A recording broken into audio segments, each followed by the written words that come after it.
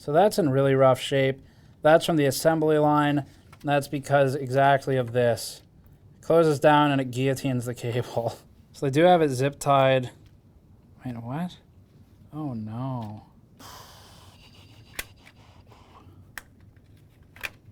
All right, hey. Good job, Intel. You know, Intel, if you can figure out how to get your mechanical engineers to also be silicon engineers and architects. Hey everyone, today we're gonna do a teardown of the new Intel Beast Canyon NUC. Beast Canyon is sort of a small form factor PC. It's not as small as previous NUCs from Intel, but it's small-ish. It's small adjacent. That's what they're going for now. Beast Canyon has a compute element in it. That's the standalone computer in a PCIe slotted card. So it's a socketable computer, basically. That's mounted to a baseboard, and of course, it is accompanied by a discrete GPU. Before that, this video is brought to you by Squarespace. We use Squarespace for our own GN store and juggle complex, multi-piece orders all the time with it. Squarespace makes it fast for us to roll out new products with detailed pages full of galleries, videos, and descriptors. It's also useful for your own resume sites, for photographer or project portfolios, or for starting your new small business idea. There's never been a better time to try and start your new business than right now, and we can vouch that Squarespace makes it easy. Visit squarespace.com/gamersnexus to get 10% off your first purchase with Squarespace. So, it's an interesting box. It's basically a mini-ITX sort of sized PC, except it's not mini-ITX. So we're gonna take that apart today, and we'll have a separate performance review if you wanna see the thermals, gaming performance, and everything else. But this is focused on the teardown because it's going to be complicated. So for the new Beast Canyon NUC, there are several SKUs that hinge on the CPU choice, but it does not include a video card. The video cards, they've put video cards in the kits, the review kits. They're 3060 class cards, but it's supposed to fit a fairly full-length card if you wanted to go that route. In our performance review, we'll leave it as it's built, but when you're buying it, you're just buying the box, the compute element, and then the rest is up to you. So this is the Intel Beast Canyon NUC that we're gonna be tearing down once we get inside of the box. Intel says it is engineered to win. This is Intel's newest marketing phrase that it has adopted. So we're gonna be looking at the engineering today to see how well they deliver on that.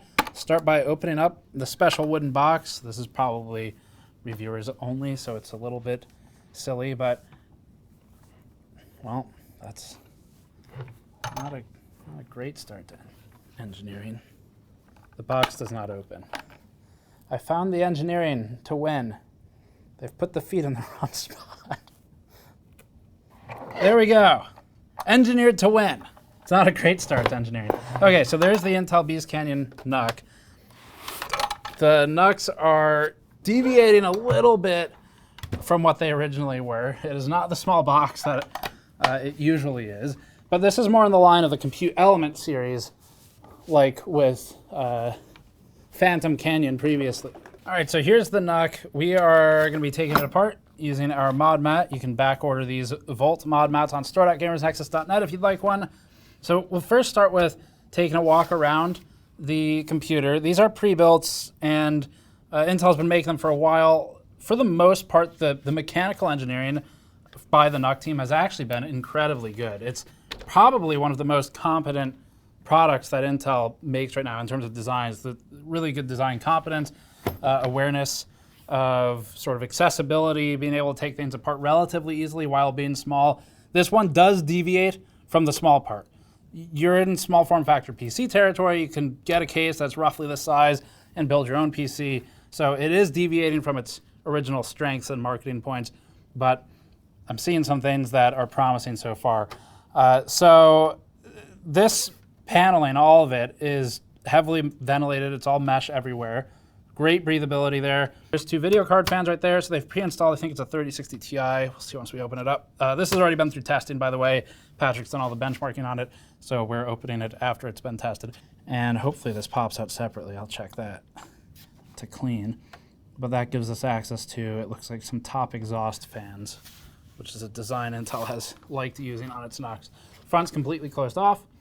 That black plate is illuminated with the NUC logo, but it completely blacks out like you see now if there's no backlight. So if you don't like the logo, you can black it out, turn it off. And then on the bottom, that's going to be M.2. And I think that's, oh, and then there's the PCIe slots coming through. So, all right, let's start taking it apart. Let's just start with what's easy. I'm going to take this M.2, I think, slot cover off. So the NUCs have mostly, in our reviews, been known as being relatively expensive, maybe not the most sensible. Patrick's actually already installed a drive in here. And really well engineered. We've been extremely critical of Intel's products, calling them everything from a waste of sand to, well, that's probably the worst one I could think of. That was pretty mean. But we've not been kind to a lot of Intel CPUs. But hopefully the NUC continues the trend. So Patrick's installed a drive here for game expansion for our test suite. The fact that there's a PCB down here and rotated tells me that there's some custom work going on and is not too far off from what Intel's done with the other NUCs. And here's the plate. So they do have there's a thermal pad in there, and it's just sinking into a piece of metal, but there's nowhere for that heat really to go. These are relatively low power compared to something like a CPU or a GPU or a chipset even in a lot of cases, but that's still, there's really nowhere for this heat to go. So that can maybe be done a little better. We'll start where there's a hole in the seal. Okay. All right, so that's going to release this piece. This is just a piece of plastic. So the screws are captive. That's a nice touch. Always good to see something like that. Not a huge deal, but keeps things a little bit easier to keep track of for you. Okay. That's easy. So panels just slide off at this point. That's good. There's definitely some very hacky, maybe engineering sample traits I'm seeing here. Nothing that's really upset me or anything, but just stuff that is a sign of being either an early sample or a quick fix to a problem. So this piece of tape running along here that is then holding this piece of foam on to create a shim. I guess so that it closes properly or reduces vibration rattle maybe from fans. So that's a little bit hacky. So there's the inside. We've got a 60 series card style for the length of the card. That fits no problem. Intel specifically recommends against Founders Edition cards in this case. And if you look at it, it makes sense because a flow-through style here, we've got a fan here whose main objective is to push the air out that way. Where's it going? Into a wall. So there's nowhere, it's going straight into a power supply. There's nowhere for the air to escape. If you have an FE style card, it doesn't make a lot of sense to use one here. If this were the fan for the power supply, maybe it starts to make sense. You're dumping heat into the power supply, a little more abuse than it needs to take, but most good power supplies would be able to handle it. Still though, easier to use a different card. So this is a really small attention to detail thing Intel's done here, but the compute element is socketed into like a baseboard basically, and there's a PCIe release mechanism cut out here. So to access the release, instead of having to go through the front side and try and get a small screwdriver in there to push it down, just give you access on the back side. That's great attention to detail and design of the case.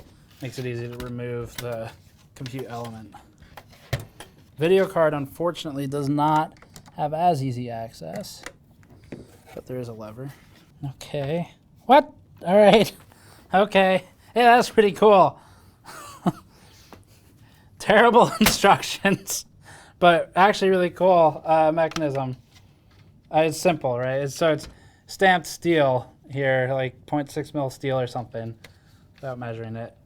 Stamped, folded over the receptacle on the bottom, on the chassis here, the frame, and the whole thing just folds out. That's pretty well done. They did a good job on, man. You know, Intel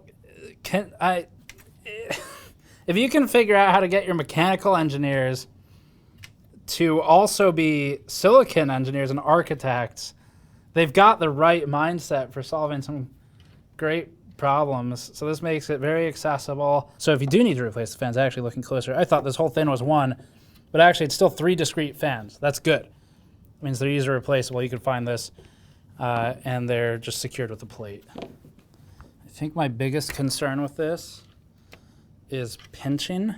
So there's a pinched wireless antenna cable right here.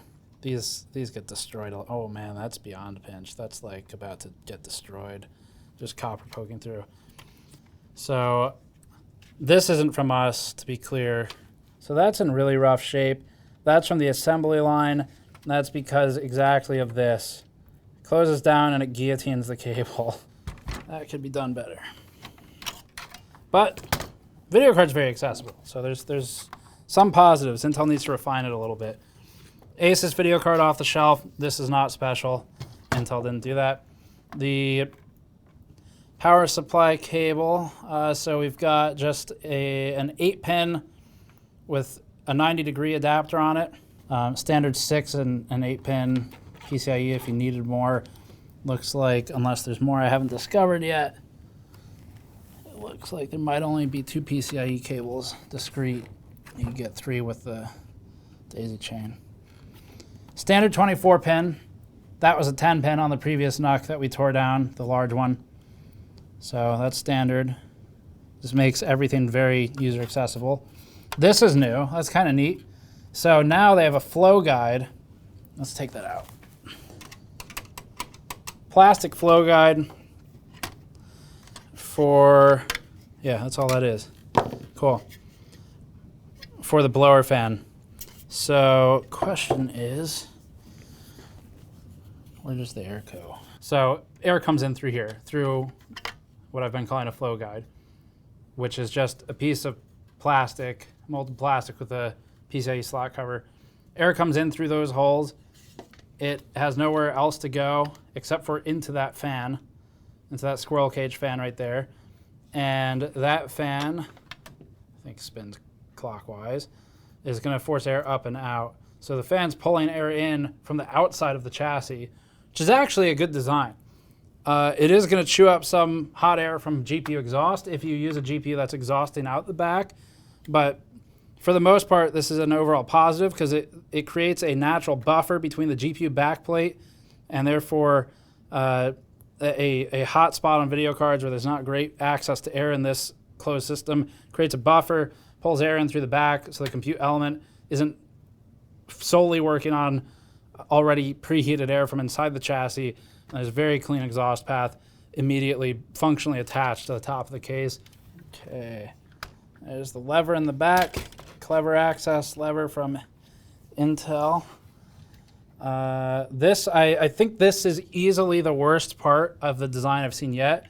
I understand why they're doing this. They're routing, it looks like wireless antennas always too, up to the top of the card to try and get the antenna as close to the outside of the chassis as they can to give you the cleanest connection, but it ends up being a huge risk of getting broken either by the consumer or by the guillotine on top. This could have been designed better, I think. This is power and tachometer, I think, for the fan board at the top, where there's the three fan connectors, looks like 4-pin, and then off of that's running this cable into an extender right here, and this mess of a cable right here, man, this is kind of brutal. I hope this is engineering sample stuff and not end product.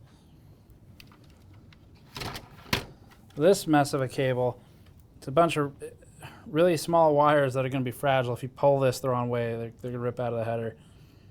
And those split off to power and tack for the top. Looks like maybe some I/O, maybe LEDs.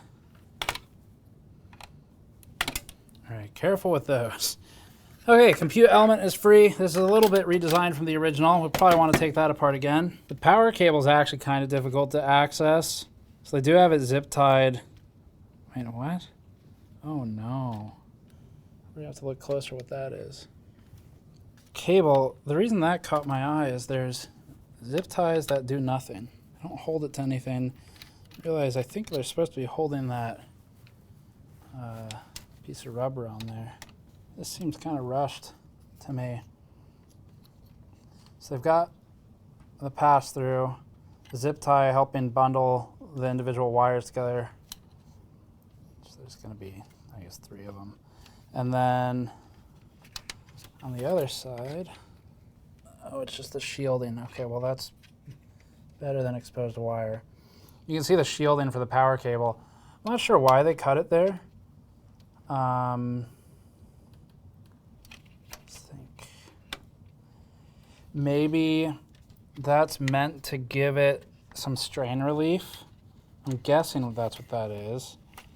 Strain relief at the bend, or just custom connecting the cables. That seems weird. Anyway, whatever. That power cable could be done better. That's what I'm trying to say. So power supply is routed in a way also where in order to get the cable off, you have to unscrew this cover on it. Oh wait, the cable doesn't come off, does it? So it's not a completely standard power supply. There is some customization going on here. So it is not a not a standard power supply. You could put a standard power supply in here, but you'd have a hell of a time with the cables. There is a restraint down here that's helping hold the cables down to cable manage them. Take that out. Overall, I would say I'm still impressed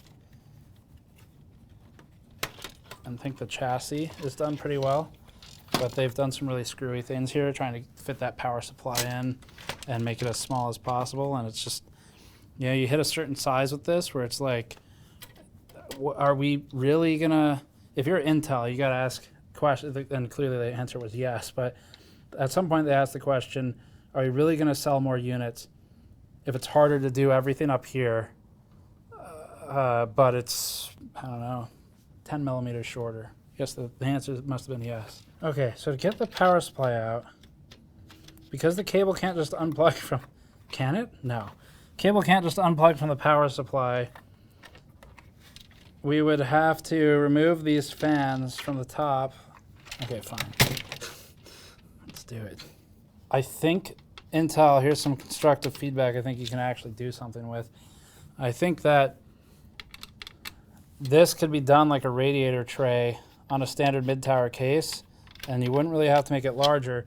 What you do is screw all the fans into the tray, just like they are now, but then have a single 1 or 2 screws for this, securing the tray to the chassis. So then I would just remove a screw here, or maybe 2, and over here, and the whole thing would socket out. So these screws wouldn't go all the way through into the chassis, they would just go into the fans. Just like a radiator tray, instead of having to remove 620 screws to get the power cable out. This wireless antenna is brutal. Easily the weakest point in the design is this wireless antenna. I feel like this is probably one person's job, was to figure out what do we do with this. And I'm so sorry, but this is the part that's going to cause RMAs for sure. Like, look at all this. I'm surprised. This probably costs a fortune in factory time. All right, there's your special shroud. That should all be secured to the case. That's a hell of a lot of work to get the power cable out. Oh my God. Okay, now we can take the power supply out. Okay, they did leave enough clearance for the 24 pin to connect without needing to remove the baseboard. That's good. Cooler Master, that's not a surprise. Cooler Master is probably the partner for the case. So these are 12 volt 0.6 amp fans. That is some pretty high current for 90 mil. This is going to be a real pain in the ass for Keegan to reassemble. I mean, taking a second to look at it after I hit my head on the light for the 3rd time. There's the board for the front I/O. Can you see it? Hang on, let me. Okay. Front I/O is right there. 2 USB, and is that an SD card slot? That's nice. And then a 3.5. Baseboard over here has got a couple cables. Well, it's got this mess. That's going to be connecting to some of the I/O. That's connecting to. So there's another. This is actually a pretty complex product to build. So there's another board in there. Oh, that's going to be for the LEDs in there. So we've got that faceplate on the front. That's the LEDs. All this mess is coming over here and connecting to the baseboard. We've got spaces for inductors that are not present right here. And then that SSD is actually plugging into the bottom of the baseboard. So there's a total of 3 PCBs in here that I can see right now. I think we're done with the case here. I don't want to do more of this. Let's start this one. This is the compute element. We've taken these apart before. If I notice that it looks mostly the same, I'm going to stop and save everyone's time and tell you to watch the, what was it, Ghost or Phantom Canyon teardown. We'll link it below in the description. I'm thinking the back plate's going to come off. Is that a clear CMOS? Power switch. There's the power button right there.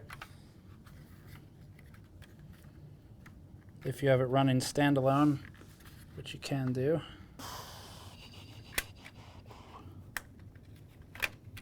All right, hey, good job, Intel.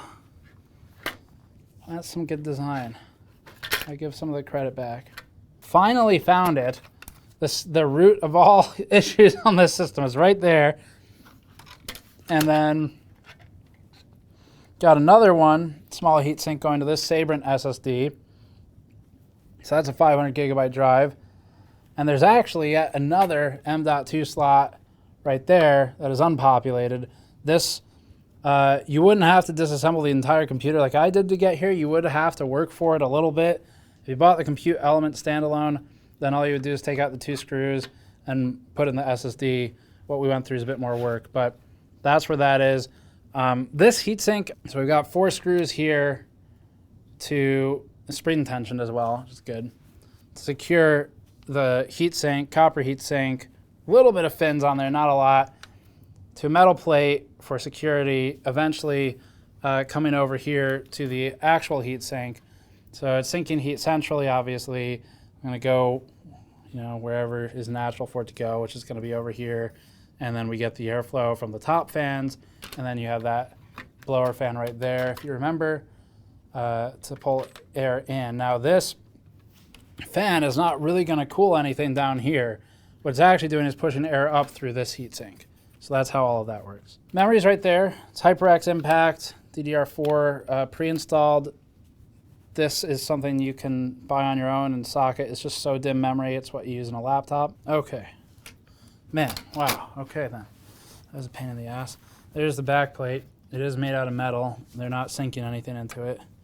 So we've got some VRM components on the back, as you'd expect. A couple of controller, voltage controller, things of that nature. Maybe BIOS is back here. I haven't looked yet. It's a hell of a journey to get to where we are right now. They've numbered the screws. It doesn't really matter, but you always go diagonally. That part matters. But which one you start on doesn't really. Jesus. So as you can see, the crime scene investigators have already marked the scene of where the blood was pooling from the CPU. There's a trend lately. Over pouring on your thermal paste isn't actually a bad thing. It'll just squish out. That seems evident. We did not repaste this. This is the first time this heatsink has come off. So that is it out of the factory. It's fine. It's not really a bad thing. It's just kind of amusing. And tells us that they're not going with the let's just use the minimum amount. They're going with the let's use the minimum amount of time. Pressure. The pressure looks okay. Okay, I think I understand what's going on. It looks like the pressure off to this side here is a little bit lighter. So some of this is not on the silicon anyway. It's in that big pool of thermal blood down there. And then this side is a little bit lighter on the pressure. I can see it in the paste application characteristics. We'll look at this in a pressure map if it matters, but it shouldn't really, it should be fine. Thermal pad, simply enough for the chipset. That is VRM cooling. This, sadly, is a larger VRM than the Alienware $1,800 full-size desktop we just looked at, but that's not what Dell decided to spend its money on. It had plastic it needed to buy. There's a little bit of fins here, not much. Otherwise, Looks pretty standard at this point. So that's going to be it for the teardown. It's been a little while since we've done a standalone teardown review. When we started this video, it was supposed to just be a smaller chunk of the larger performance review, like 10 minutes or so. But there's a lot going on here. So there's some really cool stuff that Intel's done engineering-wise. The chassis, whether that's Cooler Master, Intel, and the mechanical design, has some good design elements the way it separates. Some poor choices were made if we're going to